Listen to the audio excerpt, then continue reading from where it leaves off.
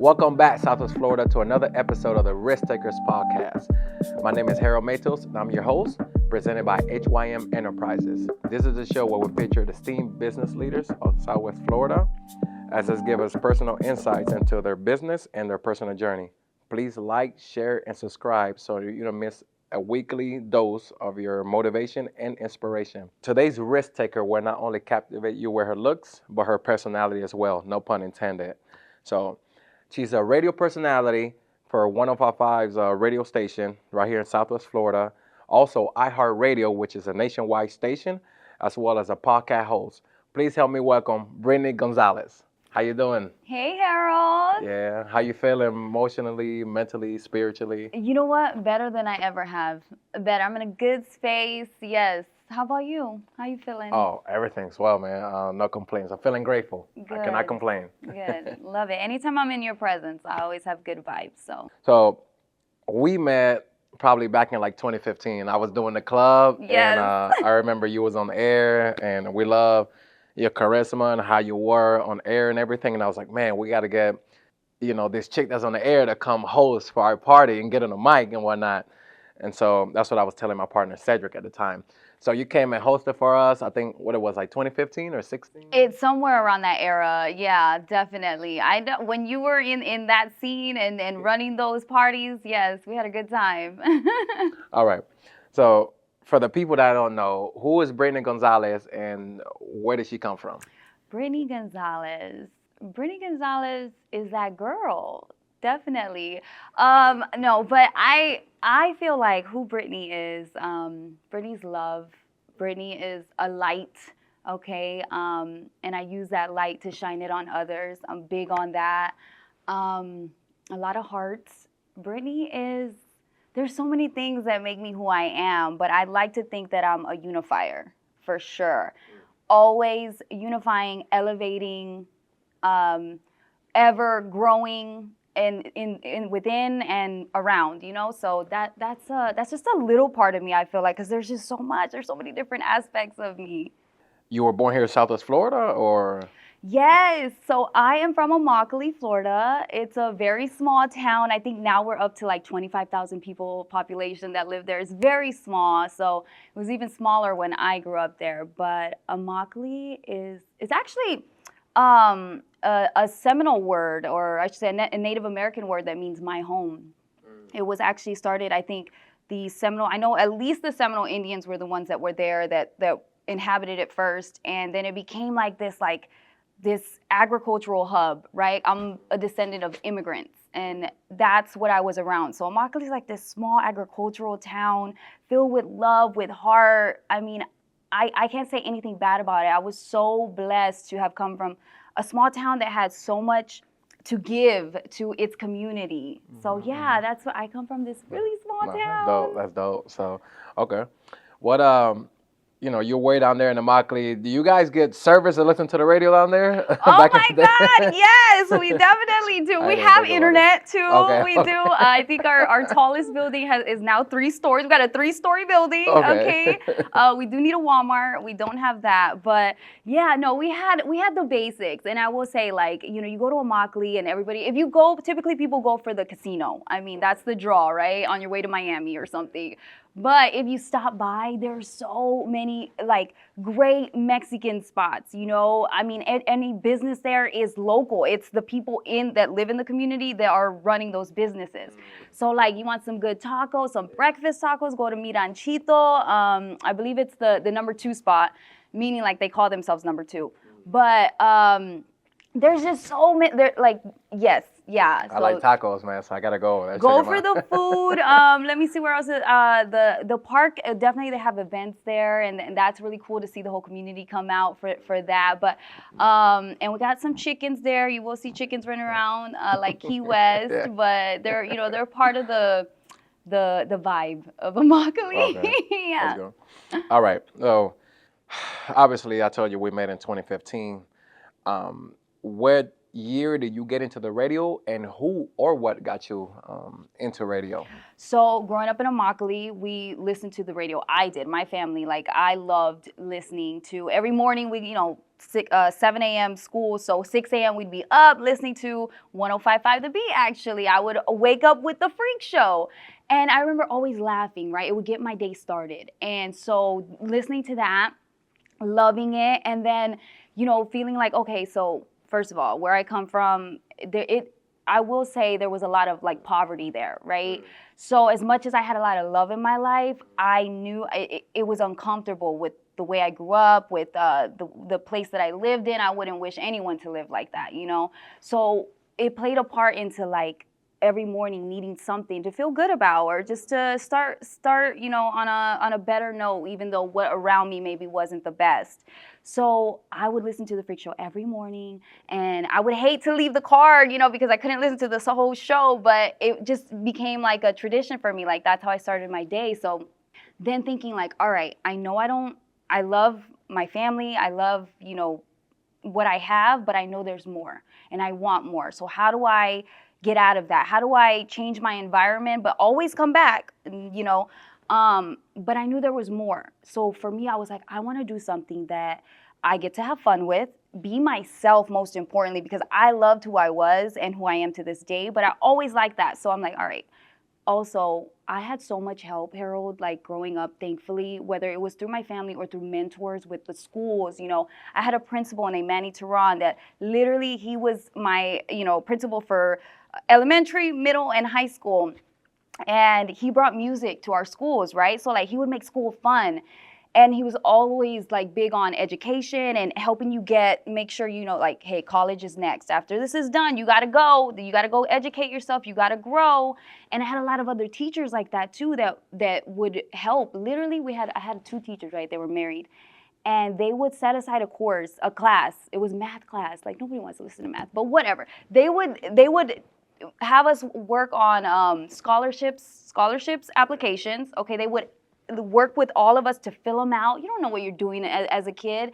So I had help like that, right? So I had that behind me, and then knowing that I wanted more, but I didn't want to go like try to be a doctor. I was like, that's not for me. And so then I was like, well, I love radio, and radio is big in the community. That's part of what we do, is that we have fun, but we're also making sure that we're giving back. And that always made me feel fulfilled. So I was like, those are 2 things that it knocks out. And I did like that, like it was like at the time, no cameras, like I could just go be myself.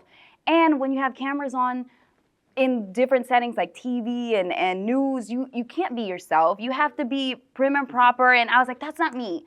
So radio was like all of that. And I was like, this is what I want to do.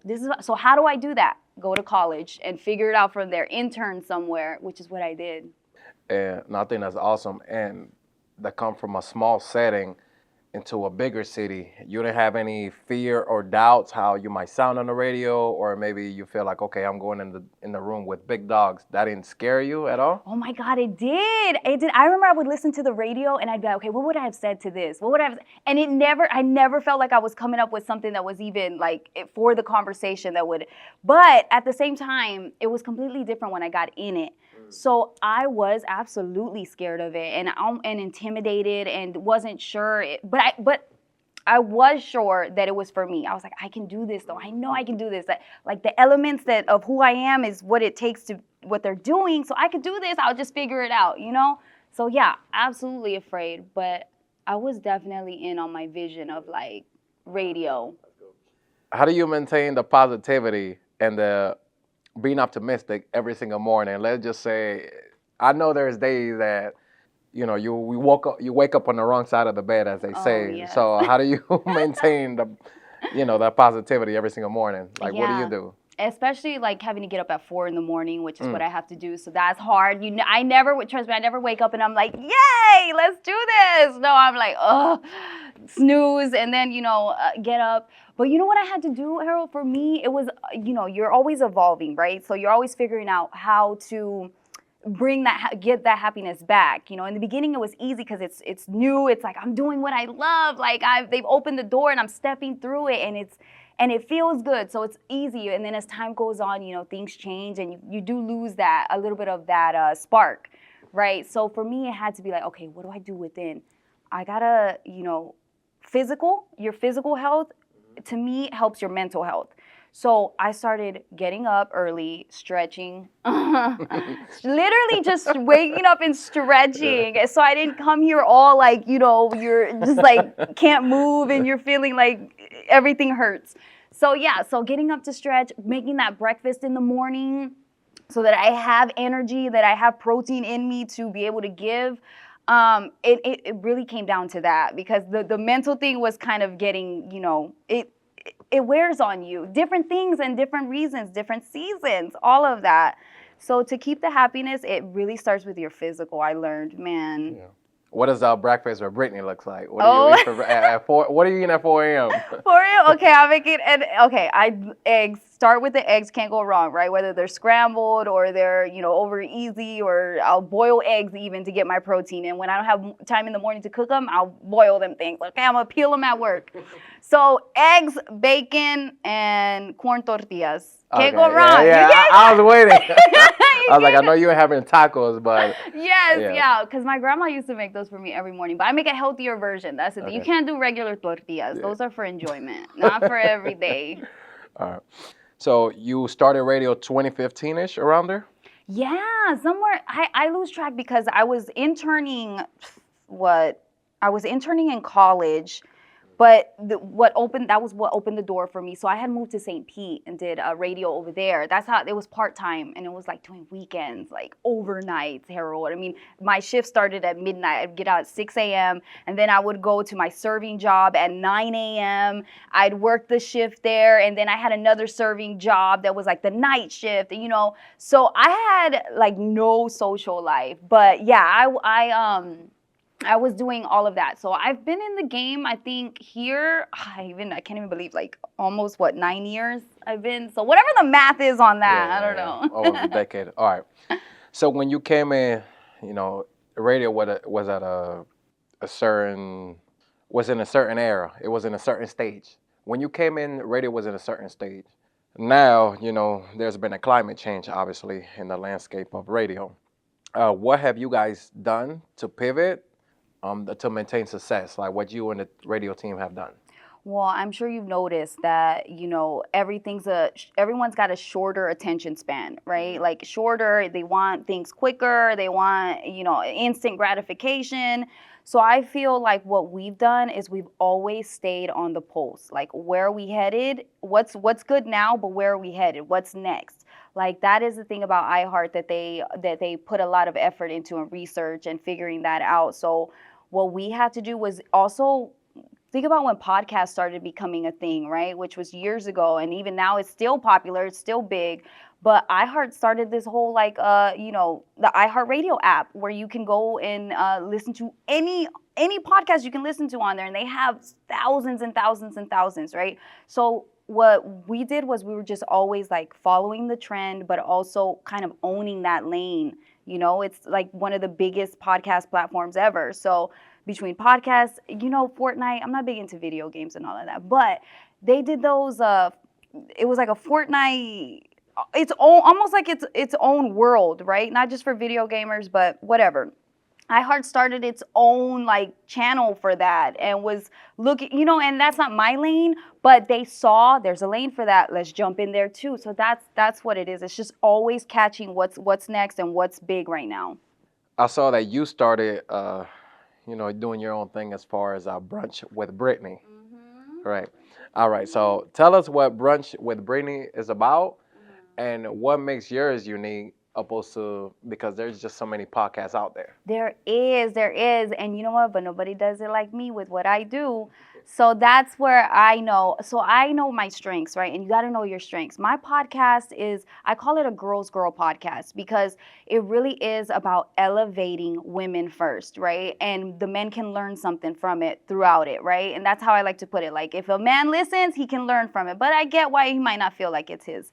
That's okay. So it's a podcast about dating, love, life, career, health, mental health. I mean, I try to cover everything, Harold, because I didn't have that. Growing up, I did not have that. I had mentors for education, but there were other things that I just didn't know, like finances, again, mental health, physical health. Like, it just wasn't there. So I know that that's what I needed, and I know that that would have helped in so many ways in getting to who I am now sooner. And that's what I want for the girls, to get to like knowing who they are and excelling and getting there quicker. Like, don't have to wait until you go through it to learn it. Like, I've already learned it. Let me put you on game. That's what my podcast is about. It's about putting women on game. And just because, like, I just know we need it. I see that it's missing. So I want to be that for people.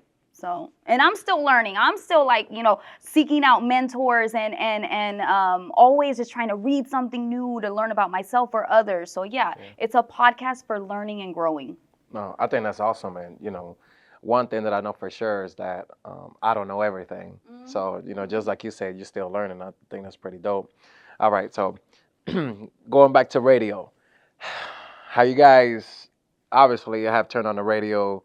And, sometimes we might hear the same songs, but I might hear them at 12 o'clock and I might hear the same song at 1 o'clock. Have you guys ever played back-to-back songs? Oh, my God. And how did y'all cover that up? So let me tell you, I actually did that early in my career, okay? Like, I was a rookie, and I had put in the song twice on accident. We were doing a live broadcast, too. It was like high pressure. You can't make mistakes early on in the game, right? Like, they're very frowned upon. So I did that, and I remember exactly the artist. It was a Selena Gomez song, and The Heart Wants What It Wants, that freaking slow song. So I put it in twice, and it started to play, and I didn't realize until it was already playing.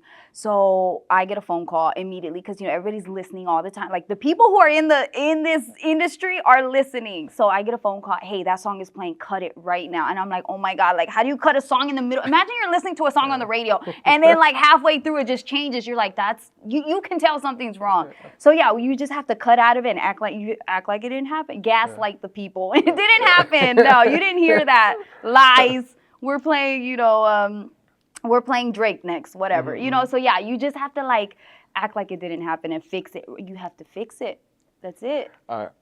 I know that there's a segment that I believe the Breakfast Club does. They call it Get It Off Your Chest. Get it off your chest. I don't know. Do you guys got the same segment? No, we don't. What is this about? Okay. How do they do it? So the Get It Off Your Chest is like you call up the radio station and, I don't know, people complain about maybe the traffic or what's going on in politics or whatnot.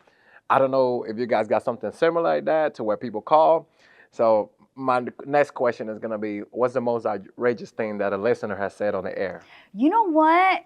We thankfully have not had anything too crazy. I shouldn't say thankfully because I do like that. We haven't had anyone call in and say anything crazy that I would feel like, oh my God, and that's also because radio changes, like there's certain different shows will get different feedback and reactions.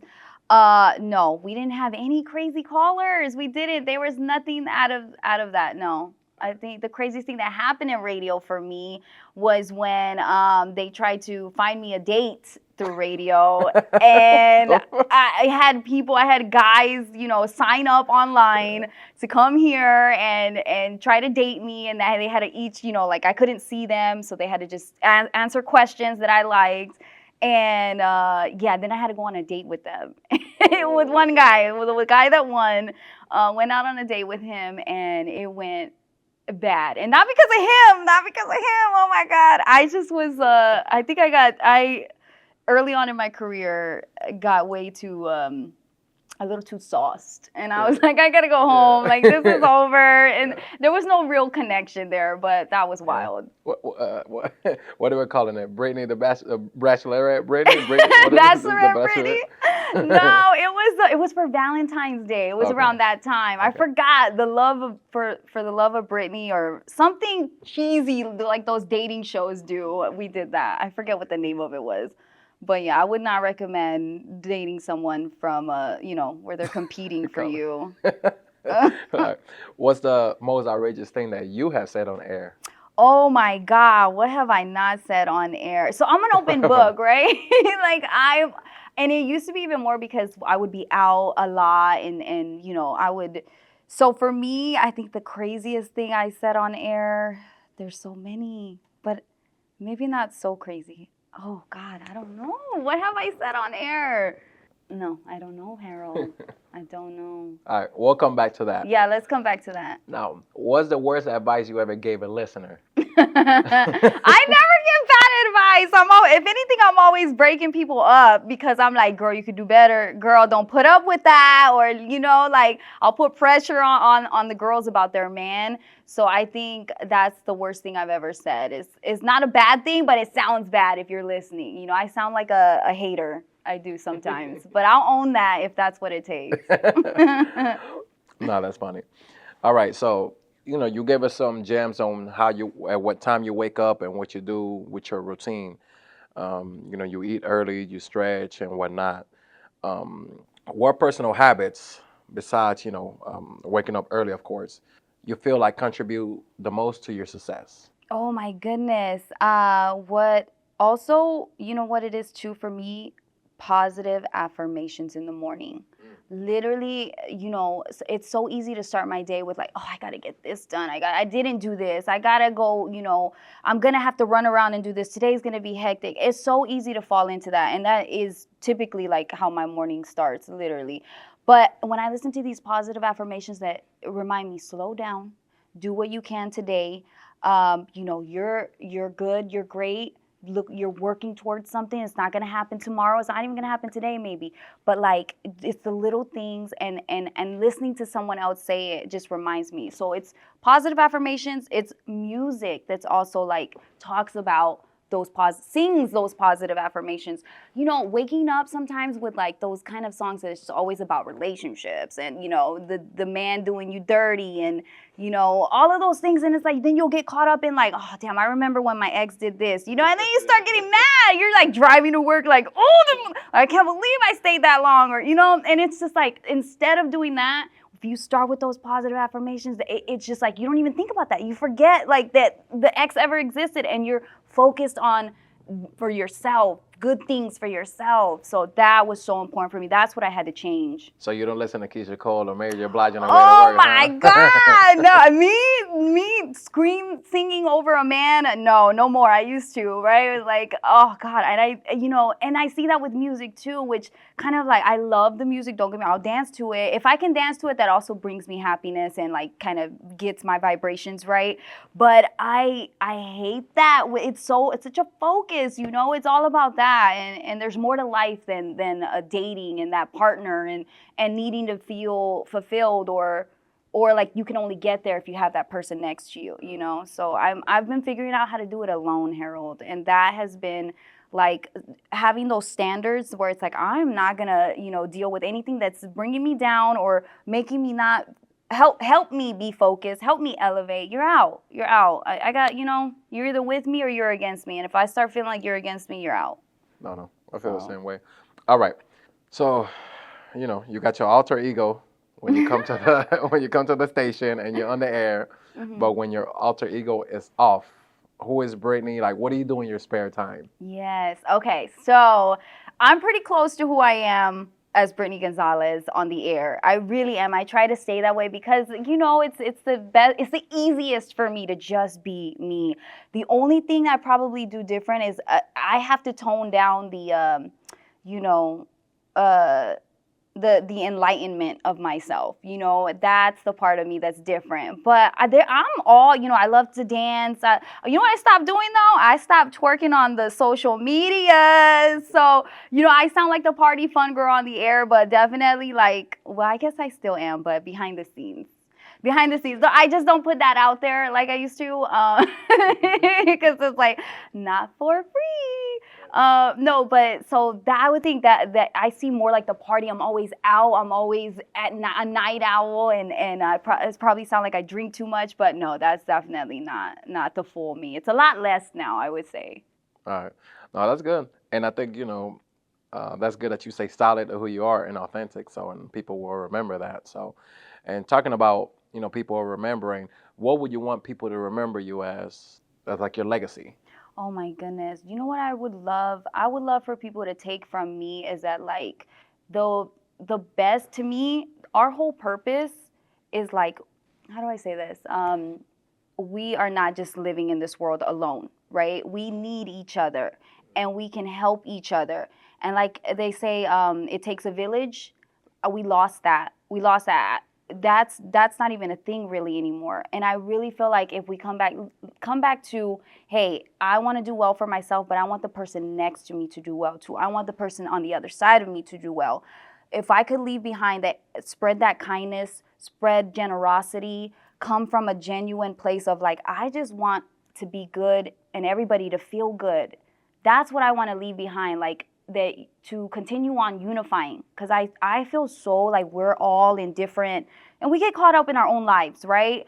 But if we stopped and said, hey, wait a minute, we can help each other, we can do this greater together, we would get there faster and we'd be all happier.